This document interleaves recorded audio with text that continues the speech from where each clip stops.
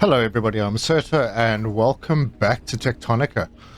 Okay, this may or may not be the last episode of this season, depending on what you guys say in the comments at the end. Should I rip this all out and go big, or should I wait for the next update? We'll see, but in this episode, we're going to try and finish up the last upgrade, and I think I'm really close to getting that last upgrade on the Victor Terminal done. And we're going to try and finish off all the technologies. But I have saved up some cores, so we'll start there. So there's a bit to do. Let's get stuck in.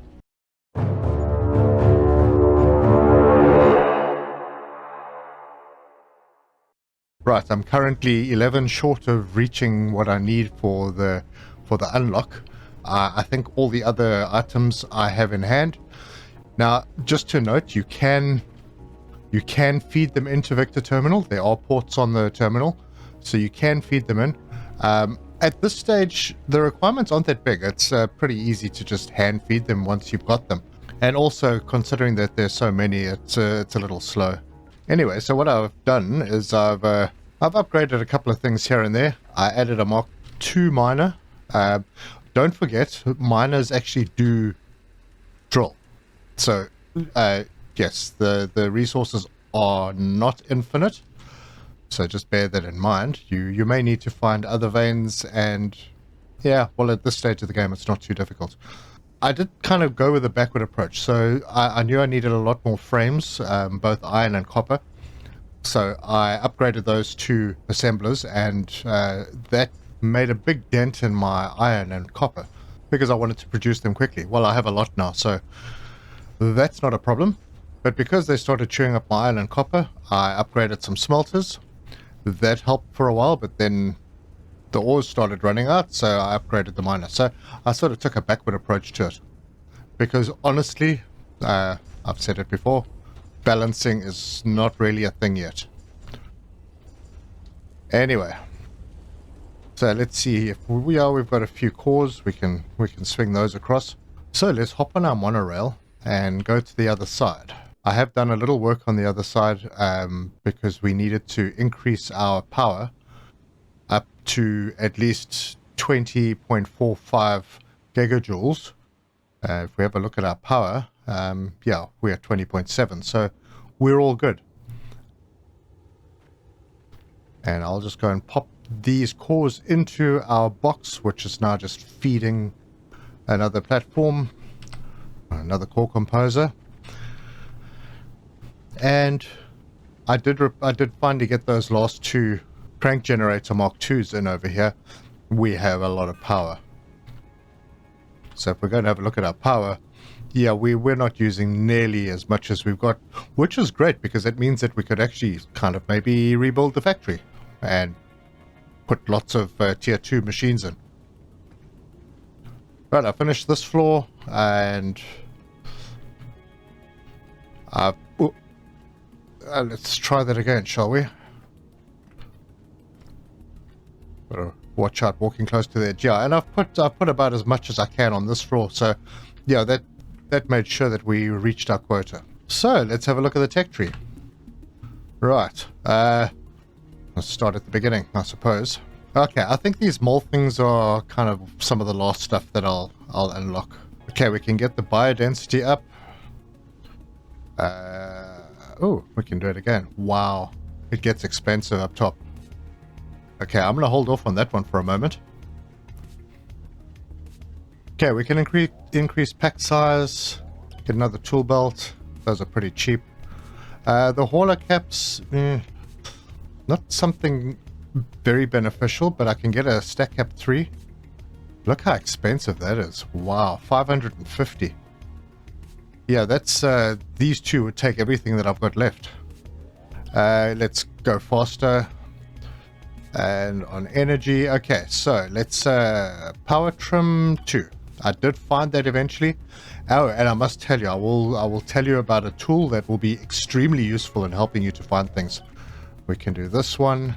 Okay, so I've got to find the thresher power trim 3. And I don't even know if I've got the miner power trim 3. But that'll cut down on our power usage on the threshers and the assemblers for now. So we're going to still have to make quite a few more. There's 180 for power amp 4. Nothing else terribly beneficial. What have we got on science? Okay, so now I'm short of that, but yeah, let's just increase the cooling density, and then we'll save up some more.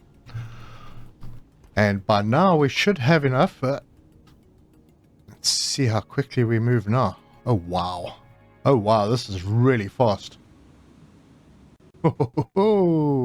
This it certainly helps you get around the map extremely quickly. All right. Let's see. Yep, we've got enough. So what I'm going to do is I'm going to start collecting all the stuff, and once we've got everything to the terminal, I will be back. I just have to drop off the last iron frames, but before we do that, I just want to quickly bring your attention to a website that will help you with this game. It's called techtonicacalculator.com, techtonica-calculator.com. It has a map. It has all sorts of information on the game. The map itself can show you the locations of boxes and hard drives, chests and hard drives lying around. And it also allows you to calculate how many machines, what machines you would need at what level for making different items. So a very helpful tool, I think. If you do get stuck, like I have been stuck a couple of times now lately with hard drives that I haven't been able to find. I used it and I found them. So there's probably a couple more hard drives I need to find once we get some more blue cores so that I can unlock more technologies. So let's do this final upgrade on Victor Terminal. And stick that in. We have everything. Upgrade. Fully upgraded. Amazing work, Breaker. You've maxed this terminal out. Between this and the freight elevator, you've done all you can here. And if you haven't even fixed the freight elevator yet, you are my kind of groundbreaker. Well, I'm not your kind of groundbreaker because I have fixed the freight elevator. Not completely. But we don't have any more tasks to do. So all that's left to do is collect our blue cores and carry on with unlocks. So I'm going to let that happen and we'll see what technologies we're able to unlock. In the tech tree, you'll see that the latest Victor unlock hasn't unlocked anything on any of the researchers. So that is probably going to change in the future, and there's something a little bit further up the tree as well, which is obviously going to come in later. It's unlikely that I'm going to be able to, in this episode, unlock everything. But you never know. So let's talk about the future. So as I've said before, this setup is very basic. It makes what I need, not very quickly, but it does work, and I've got boxes full of stuff. However, there is a better way to play this, and that would involve creating a bus with very expandable lines that'll allow you to make a lot of things very quickly and just expand as your technology advances. So that would mean that I would have to make this room a little bit bigger, possibly have 2 levels. The 2 levels might be a little bit of a challenge with the bus, but it's doable. We may have to find new mining locations. But with the technology that I've got, that I've unlocked now, I was thinking to possibly create the bus. Now, I've seen a couple of bus designs. I looked at my original thoughts on a bus design, and that would mean having a whole bunch of conveyors right next to each other and then lifting them. So, in other words, let me find a conveyor that's not that important. Okay, so imagine you have a line like this. Delete that one, delete that one, delete that. Actually, no, you wouldn't delete this one. Put a belt in over there. And now this one would be the one on the bus. Now you want to take something off this. You just loop it over, and then you can take something off the bus and take it to wherever you want to take it. Okay, so that's one way. Problem is, if you want to have a fairly tight production line, you're going to want your assemblers pretty close together. And the problem with this setup is that you can't have these right next to each other. You can't be drawing off items right next to where you've already drawn off items. So that becomes a bit of a problem. That means there has to be another way. And I saw a really old video from a YouTuber named, oh gosh, I hope I don't get it wrong, Raylan, where he used a setup that looks like, he called it a cascade. Let's have a look at that. Okay, so you have a bottom row. I suppose that can be too wide. And then you have a row above it. And another one, and so on. So what you have is a couple of these setups. These kind of staircase things. It's still wide because you still got to have a belt on each. But bringing items off is going to be easier. So if we put a belt across here, we can have then a belt across here. And when you want to take something off, you just drag it off. It would be nice if they were nice smooth drops, but that's fine. It cascades down, which is quite cool. See, now, if you have a couple of these and you're not using the bottom one, so if you wanted to bring a belt through over here, for example, then you would just remove that frame. Okay, I haven't done it 100% right, but this belt would then come through, and now you can have two belts coming off the bus very close together. And even if there was a belt coming off this one, you could have it right next to it. So I thought that was quite a nice design for a bus. And you'd have it, I don't know, maybe 5 or 6 high. I suppose you could have it as high as you want, but then you would have another one behind it.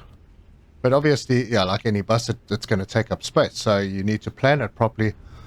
And I would say that I would probably put the bus on this side, being the north side of our base, and then extend the staircase. I don't think you can delete these stairs. No, you can't delete the stuff that's already in. So maybe I would change it up and do it from that side. Obviously, that would mean I'd have to rip all of this down and put it somewhere else, because I think the core clustering has something to do with the amount of cores that you have over here, and those cores will give you the boosts. So this core clustering enables the formation of core clusters from unassigned research cores, so that these would be unassigned. And those would give you a boost of whatever it is per machine. So, for example, if you had that unlocked with the smelting, it would speed up the smelters at a 0.025% per unassigned core. That's the way I read it anyway. So that means that you could have a bus maybe coming across this side. It would probably come up to about here, and that would be all the materials that you need coming into this bus and feeding into the machines, and then the machines outputting back into that bus to carry things on down the line to where else they might be needed.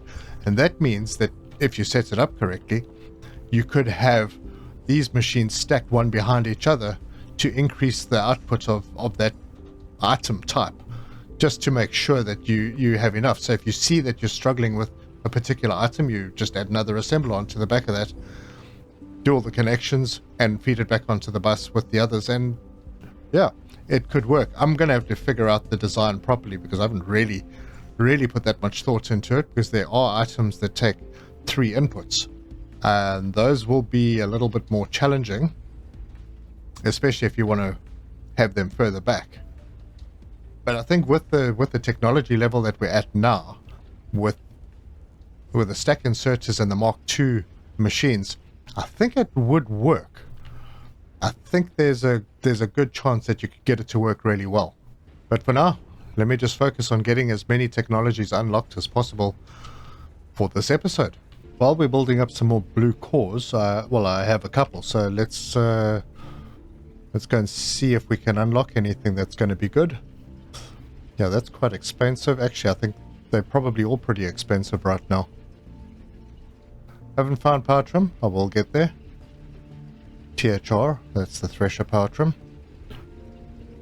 Might as well get the voltage auto step done.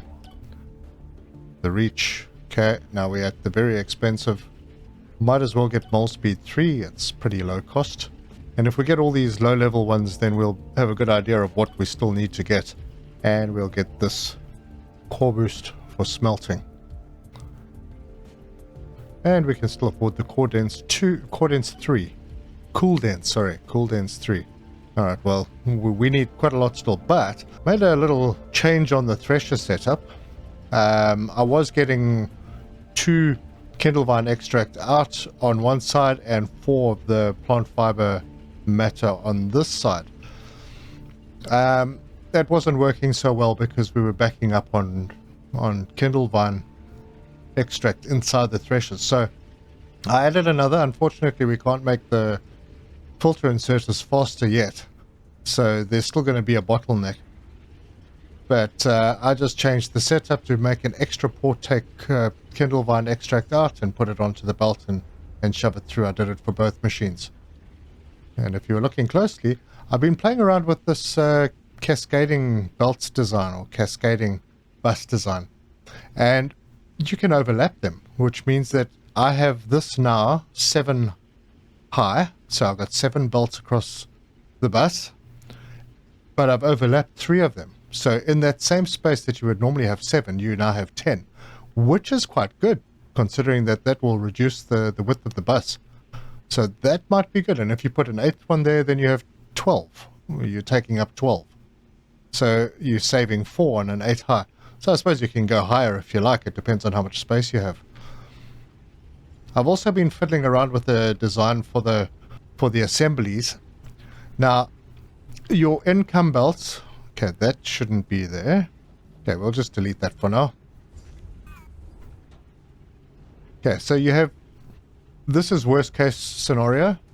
If you have a look at the recipes, there are only a few that take 3 items. And usually there's one that is a lower requirement than the others. So yeah, let's look at the blue cores. Cooling systems, you only need 2. Processors, you need 4. Research cores, you need 3. So you can always have an outside line with a long inserter and maybe 2 long inserters taking items into the assembler. So that will be the 3rd item with a long assembler. If it only needs 2 items, then you would have 2 incoming belts, and then the outbound belts will take from the front of the machine, take it over. If there's more than one machine, just pop it through, and that basically just goes over whatever inserters are coming in on this side. And that takes you back into the bus. As you can see, we can have it running in both directions, but when you're building them, you always need to build from the top. It's quite easy then to have a whole bunch of belts right next to each other coming out of the bus. I don't think we'll have this situation in reality ever, but that is the possibility. So I think this could be a good design for the future, and then it's easy then to just snap on another assembler. I don't know, give me your comments. Maybe I'm wrong. Obviously there are limitations with what the belts can carry right now, as with some of the inserters not quite being up to scratch, but I'm sure those problems will be rectified later on. I'm back. It's like a week later. Everything may probably look the same to you, but yeah, life got in the way after the last little section. Anyway, what I have done is I've built some more towers so I could save up some more for the blue cores. And if we head out to the lift facility out in this area, obviously got a lot of power here. Well, now we have a whole lot of blue core towers. They're pretty much all full. Yep, they're all full. And if we pop into the technology tree, I have a few cores saved up. So let's do this thing. Let's just upgrade everything. We'll start from the back and work our way to the front. So cool dense, yeah, we'll get that. Core mining boost, get that. Threshing, yes. Ore infusion Atlantum infusion. Now, I figured out how to do this. I'm not going to do it in this episode, but it does involve assemblers and smelters to basically separate iron, copper, and atlantum from lime. Using a bit of lime, obviously, and then a bit of lime output, which you would then need to balance. I get the power boost. Alright, so that's cool. Science is... Oh, no, at Omniseeker. Okay. Wow. That chewed through quite a lot. I don't know if I'm going to have enough. Anyway. Well, we'll get through it. Energy. Monorail spike. We'll get that one. The Thresher power trim. Oh, no, I'm missing one. I'm going to have to go and find that one, but that's fine. But I am running short very quickly. Although... I don't know if there's a heck of a lot left on the front end. Logistics. Oh, there is. Wow. You really need a lot of cores. I hope they do something with that because space is going to be a big problem. We'll go faster rather. Okay, I'm already out. Good grief. 3,600 cores and they're gone. Synthesis. I've got a couple still outstanding here. And... yeah, some more outstanding over here. I probably need a couple thousand more. That's insane. How many do I have left in here? Nothing. Nothing? And this is full. I did start another tower. Maybe that can be rectified. Yeah, I started another tower down here. And this one is not full. So I have some space. I could probably put a couple more in over here. Collect more cores. However, I'm going to have to save up some more. Yeah. So I'll just head back to the base quickly and see how many I've got stored up in my little semi-automatic blue core processing. 144. Okay, that's not going to do it. But they are still producing, so I'm going to have to leave this to run for a while. I'm probably going to need a couple of thousand more blue cores, and then I can finish up all of those tech tree items. Crazy. Wow, these cores just take up so much space. Anyway, I did do some playing around with the conveyors to see what kind of setup we can do. This seems to be the most efficient. It would most likely be a fairly long production line, and I would run it down on that side, I think, and have the assemblers in here. If I'd known this, and this is why it's good to get some experience in games and play, because I may not have put these where they are. Now, obviously you can move them. I prefer to finish my tech tree before I move them, because if you do take them out of their towers, you create a deficit. And I believe that has been rectified now in the display. So if you go in here, it will reflect a negative number. So I think before I start removing them, I'm going to have to find a place to put them. And that can be done now, because you can use your mole to go and make extra rooms. And maybe that's what you can do as well, because there is a lot of space on the map where you can make additional rooms and maybe decentralize everything. Yeah, have your Atlantum ore or your Atlantum ingots produced somewhere else. But yeah, that's going to take a fair bit of planning, because you're going to need to know what you need. I mean, obviously, we need our Kindle vine to feed into this system. So potentially creating another Kindle vine wherever we're going to make the Atlantum. We also need to get rid of the limestone. Yeah, so the layout needs some planning. And you're going to need to know where everything goes and what you need for what, so that you don't end up overproducing something in one place and then you don't have access to it in another place. But I believe that in time, all of this will start getting balanced. We'll be able to make factories that actually work. I think the biggest issue is the threshers right now, because we don't have inserters that are fast enough to take everything out. But still, lots of potential in this game. Okay, wow, that took a moment. We now have cores over here, and here at the generator area and at our original area. So yes, there are a lot of cores. I don't know, maybe 10,000 or so, because I have 4,200 on me, and I'm kind of hoping that's enough. It should be. I think we're probably only going to need about 3.5. So let's get all of the... finally get all of these done. Some of them are ridiculously expensive. So probably a good idea to have a faster core production. Like this one, Stack Cap 4, 550. It's insane. That's all of those done. Transport sorted. I did find this power trim thanks to the Techtonica calculator map. Makes life a lot easier. And that's it. We have completed... before I jump the gun. Yep. We've done it. We have all of the unlocks, all of the tech tree unlocks done. So that is that. And that, folks, brings us to the end of this episode and this series for now. I think I'm going to be waiting a little bit for some updates. I don't know if we're going to continue with this factory, but I'm at the point now where I could just rip everything down and start with something more efficient and ridiculously big. Bearing in mind that our little sort of cascade belting system could run on that side. My mouse sensitivity's changed again. Yeah, giving everybody whiplash. And then we could actually have 2 floors, and this system could actually run and feed 2 floors. So, or maybe more.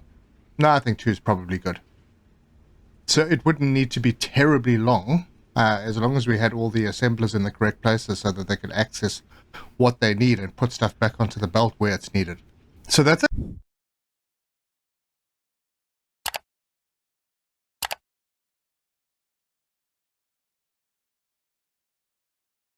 An audience for this game as yet. I'm hoping that happens. And yeah, I'm planning some videos in the very near future. So everybody have a fantastic day, and until next time, cheers.